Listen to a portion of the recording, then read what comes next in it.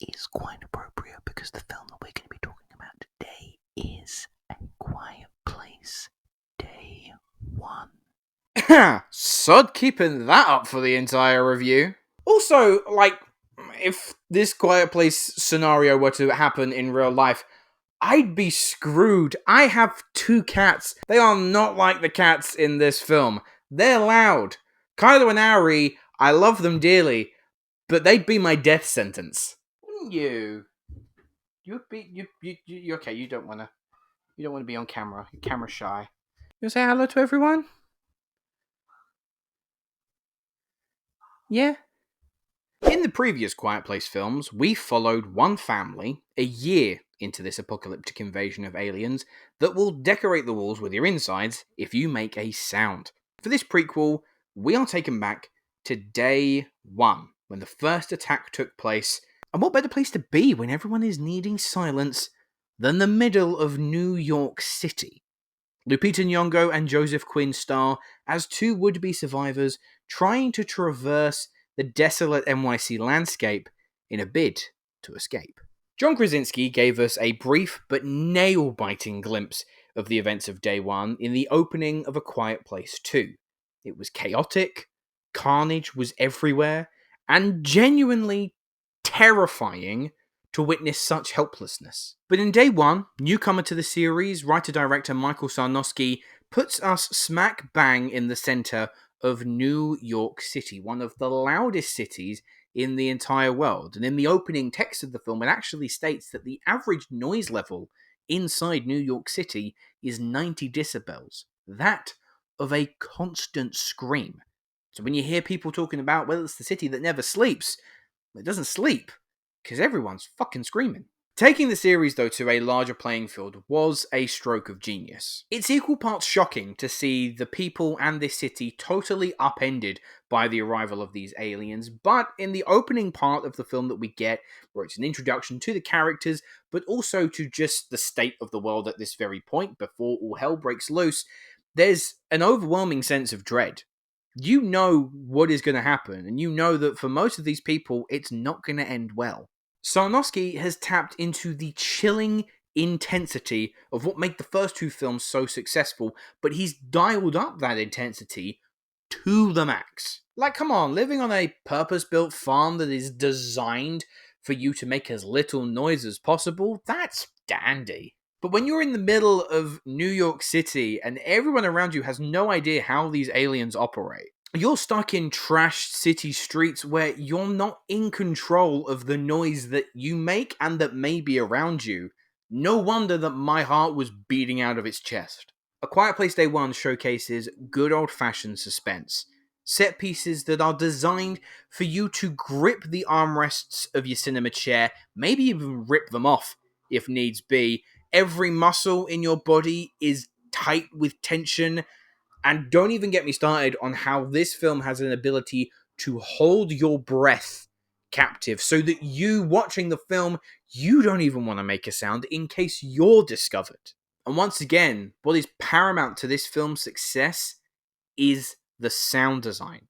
So particular and so specific that even on my way home, I was picking up on small, deft noises that I wouldn't normally have even engaged with. And I'm looking at that going, well, that would kill me. This film also has, I would argue, the best cinematography of the series so far. There are a number of shots that are downright haunting.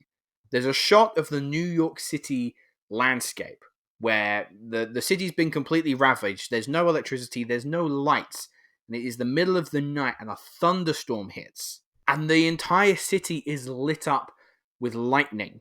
It is so eerie and it's really quite uncomfortable to see. But whilst the creative team are now playing in a larger sandbox, that doesn't mean that the story loses its way. It is still character and emotionally driven. Lupita Nyong'o plays Sammy, a steadfast woman who has her own personal mission to complete. Now, the trailers have actually given very little of her character away, so I'm not going to reveal anything here. What I will say is that, as always is the case with Lupita Nyong'o, she is remarkable. It is a performance of real determination and poignancy.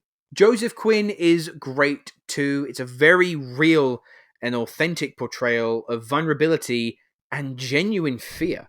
His overall arc and the bravery that's expected of them, I thought was really well told. And then there's Frodo, the star of the show, possibly also the chillest cat that I have ever seen in a film.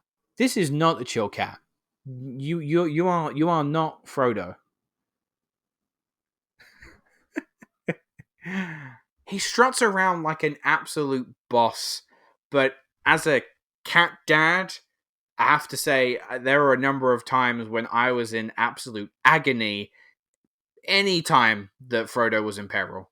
I do have one negative though, and it is to do with the visual effects. I know that this doesn't have the most incredible visual effects budget in the world. They actually shot it for a reasonable amount, especially if you look at blockbusters nowadays that cost over $300 million. It's just needless. The thing that really stood out to me is that in terms of capturing New York City, especially when on street level, there are a lot of tricks that they do to kind of mask having to use a lot of visual effects. There's a lot of fog, a lot of smoke. It becomes a tactic that I didn't necessarily think was as clever as they thought it was, and it became very noticeable that they were just doing it to get out of using visual effects to show all of New York City in its entirety. It's not all that strong either. It's very hazy in its aesthetic. And it's a real disappointment because you have some amazing practical set design. There is one sequence that takes place in a subway that is amazing to see how they have built it.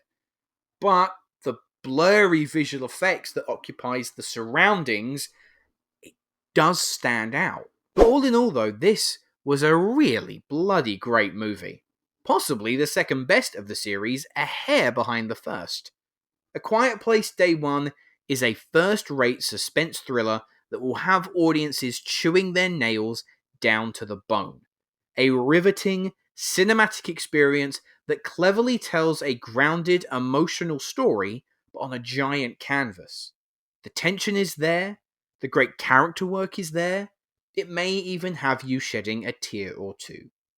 A Quiet Place Day One is among the best movies of the year, and you should absolutely check it out in cinemas. Overall, I'm going to give A Quiet Place Day One a 9.5 out of 10. Anyway, guys, those were my thoughts on A Quiet Place Day One. Let me know, have you had a chance to see the film yet? What did you think? Leave your thoughts in the comments below. And my question to you, it might be a little bit personal, it might give away too much if you want to keep your movements a little hidden, but if a Quiet Place type of situation were to happen, where would you think of hiding? But that is all the time we have for today, so thank you very much for watching. Make sure to like and subscribe, and I will see you in the next video. Hello, thank you so much for watching. I hope you enjoyed the video. If you have, make sure to click that like button, and if you aren't already, click that subscribe button too.